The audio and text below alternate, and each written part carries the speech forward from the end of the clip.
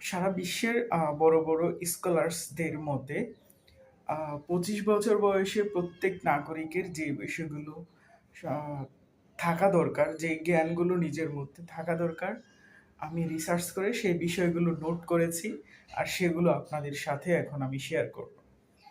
এর ভিতরে সবচেয়ে ইম্পর্টেন্ট যেটা প্রথম বলবো সেটা হচ্ছে পাসপোর্ট থাকা, দ্বিতীয়তে হচ্ছে ব্যাংক অ্যাকাউন্ট থাকা, পাওয়ার পয়েন্ট স্কিল থাকা, টিন সার্টিফিকেট থাকা, বেসিক স্কিল সম্পর্কে জানা, ইন্টারন্যাশনাল ল্যাঙ্গুয়েজ ইংলিশ সম্পর্কে ভালো দক্ষ হওয়া, একাডেমিক পেপারস, অফিসিয়াল অথবা ফর্মাল লেটার লিখতে জানা, নিজ ধর্ম, আপনি যে ধর্মেরই হন না কেন ধর্ম সম্পর্কে ভালো জ্ঞান থাকা, আপনার যেই ভাষাভাষীর মানুষ হয়ে থাকেন আপনার ভাষা সম্পর্কে আপনার ভালো জ্ঞান থাকা, জেনারেল নলেজ, যে পৃথিবীর যে বিষয়ে সাধারণ জ্ঞানটা আছে সেই সম্পর্কে ভালো জ্ঞান থাকা, গাড়ি চালাতে পারা এবং রান্না করতে পারা, স্পোকেন ইংলিশ জানা এবং নিজের কাজ নিজে করতে জানা, জামা কাপড় ধোয়া, নিজের ড্রেস আয়রন করা থেকে সব যে পার্সোনাল কাজগুলো আছে সেগুলো সেলফ ডিপেন্ডেন্ট হওয়া।